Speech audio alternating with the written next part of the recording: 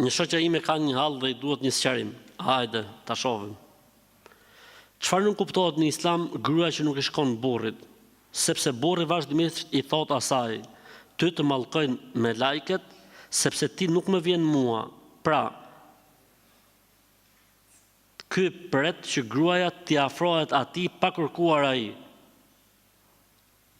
Pra, vazhdon sqarimi. Burri asnjëherë nuk i afrohet, as nuk i kërkon që të shkojnë shtrat, sepse i thot duhet të jesh ti ajo e cila më afrohesh mua. Ai thot që burri asnjëherë nuk duhet t'i afrohet gruas, por duhet të presi që grua t'i kërkojë atij.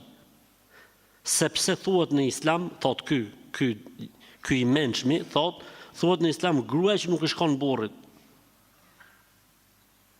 E potencoj, pra që ka nga Kosova, më duket pyetja ose pyetja, burri as për qafim nuk i jep se thot pret ai t'i afrohet asaj, ajo t'i afrohet atij dhe jo ky. Këta janë njerëz të smur mendor. Këta nuk ka spital 5 që i merr përsipër, pasha Allahun. Në shtimje kanë këto të Kosovës si spital. Këto nuk ka spital të shtimje si i merr përsipër. Kupton ti?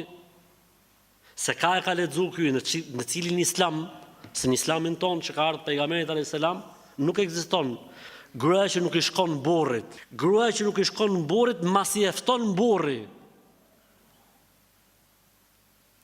Ç'është ky një që e kput fenë e Zotit për gjys edhe e përdor. Ky prit ka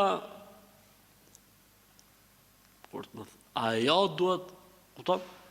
Pra këta janë njerëz të smur,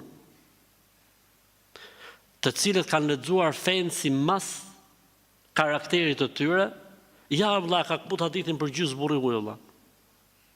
Gruaja që nuk i shkon burrit e mallkojnë me lajket. Ku e ke këtë në Islam? Pra këta janë të smur, njerëz me shumë probleme të mëdha, skizofrenie, çmendurie, e ku dëgjon e tjerë. Edhe ta interpreton vëllai fen, thu që ky është në të vërtetën. Ndërkohë që pasha Allahun është xhahil, ignorant. Minimale që duhet bënte ky person do ishte të pyeste, ora cili është gjykimi në Islam? Orë zotni ti po martohesh. Pyetër burri dhe si funksionojnë këto gjëra. Pyet. Çfarë thot Islami, si thot Islami? Çfarë detyrash kam, çfarë detyrash kanë ato ndaj meje, çfarë drejtash kam, çfarë drejtash kanë ato ndaj meje? Si bën njeriu, domethënë, subhanallah.